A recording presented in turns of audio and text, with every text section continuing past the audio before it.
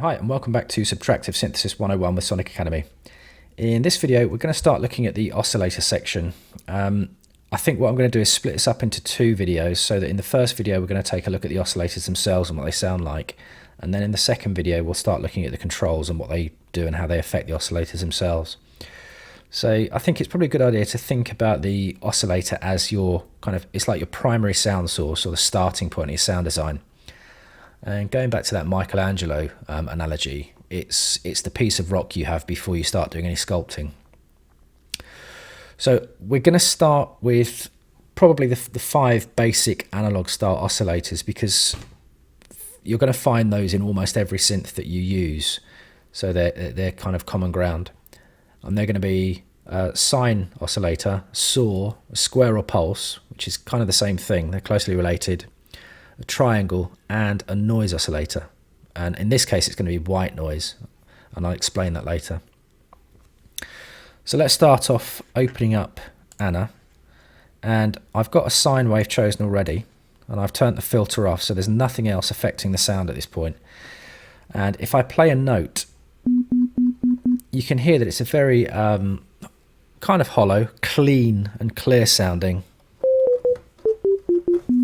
Now if we take a look at the spectrum analyzer on EQ8 that I've got open up here, as I play a note you can see that you're just getting the fundamental frequency, or in other words the frequency at which the note is being played. So have a look at that again, this area here. And what that means is there's no other harmonics, it's a very clean and pure sound. So if I go up and down the keyboard,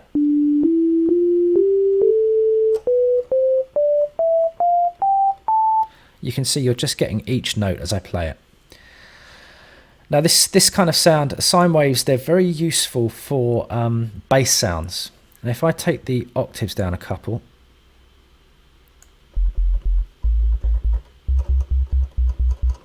if you've got headphones on or really good monitor speakers, you can hear how kind of subby that is.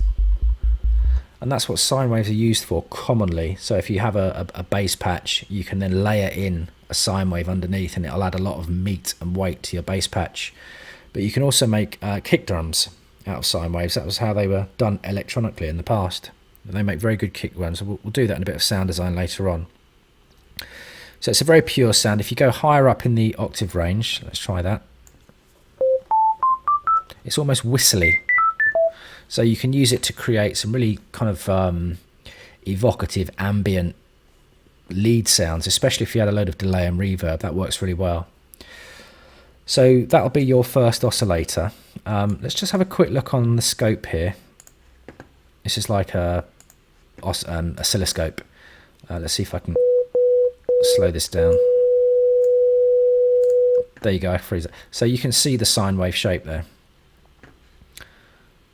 Let's just switch this off.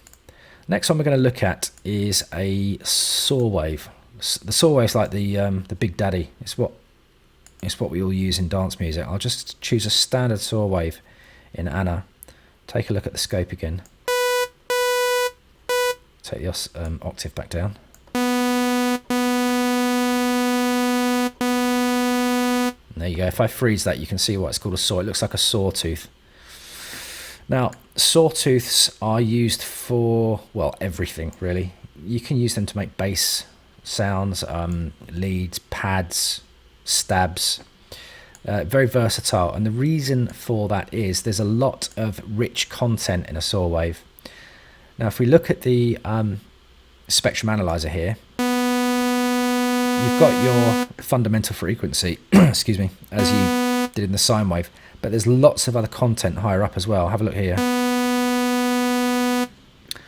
Now what this means is a sawtooth wave, it contains the fundamental frequency, and it also contains odd and even harmonics further up in the frequency range.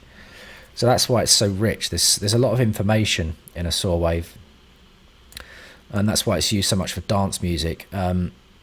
It's really used for everything. The next one we're going to look at is probably the square or pulse, and I think what I'm going to do is let's just give you an idea of what it sounds like in Anna pulse wave. This is a square. I'll explain all this in a minute. So open up the scope again. freeze.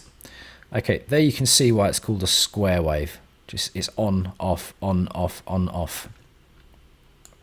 Now it's quite a hollow sound, kind of woody sounding.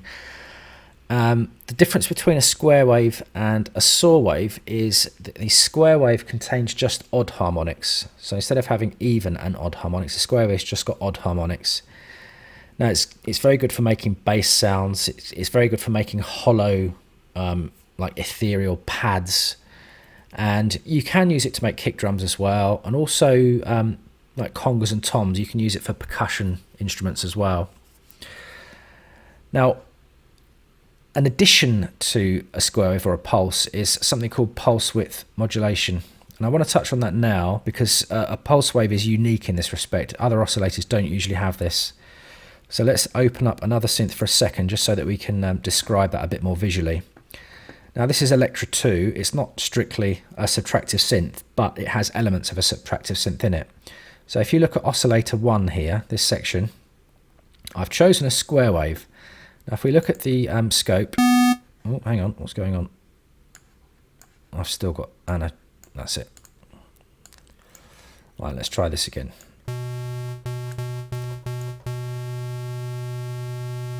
Let's just freeze that. Now Electra's square wave is slightly different than Anna's one. It's a little bit more rounded off, and you'll find this a lot with a lot of synths that you use. One saw wave isn't equal to another saw wave. Same with squares, and any oscillator you use, they'll all sound slightly different. So they've all got their own flavour. Now, what is pulse width modulation? What is a pulse? Well, if you look at this control here, PW is pulse width.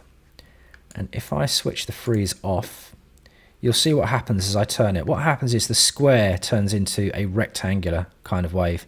Have a look at what I'm doing and have a listen.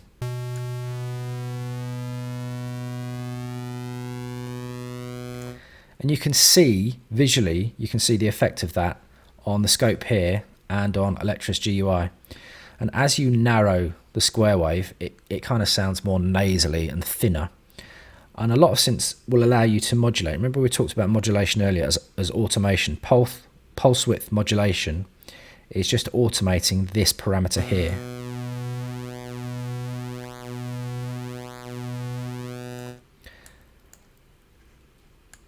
Now let's take a quick look at the square wave on the spectrum analyzer as well. It's going to look fairly similar to the saw wave, but there's less content. Can you see these peaks further up the frequency range? They're a bit more spaced out. Okay, let's go back to Anna.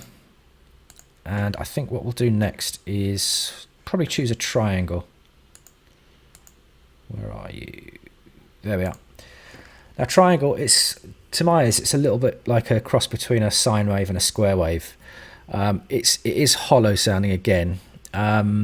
It's only got odd harmonics again, but they roll off much faster, or they reduce much faster. So if you look at the analyzer here, oh no, I've done it again.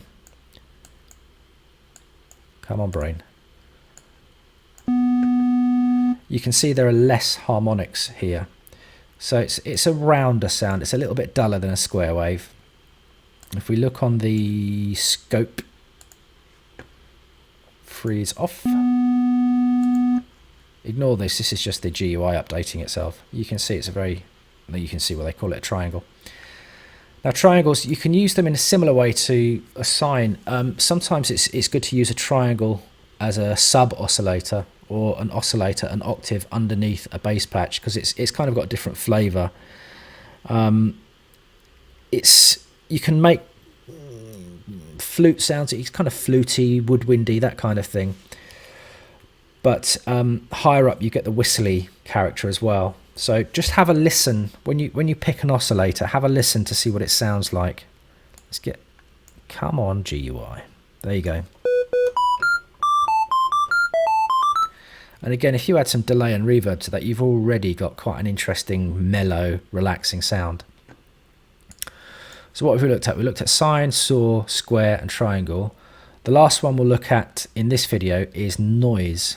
And in Anna, the noise oscillators have got their own section. So we'll switch off oscillator 1 here. So we've got no sound whatsoever. And in in the noise section, we're going to choose white noise. And let's turn the volume up a bit. The reason we choose white noise is, you'll see on the spectrum analyzer here, it occupies all the frequencies at the same time. Have a look. And there's also no pitch. It doesn't matter what note you play, it sounds the same because it's occupying all of the frequencies at the same time.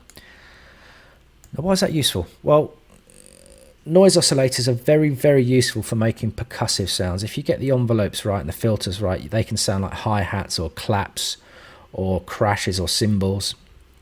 But also, when you layer in a noise oscillator with basses or leads or pads, you can add a lot of grit and dirt or top-end information, and that's something we're going to be looking at later on. So despite them sounding awful by themselves, they're very useful for adding to your sound design later on, and in their own right as percussion sounds. So there you go, that's a brief rundown of the 5 basic oscillator types you'll have in almost all subtractive synths. And what I'll do in the next video is I'll take a look at the controls on the oscillator sections and what they do and how they alter the oscillators. I'll see you there.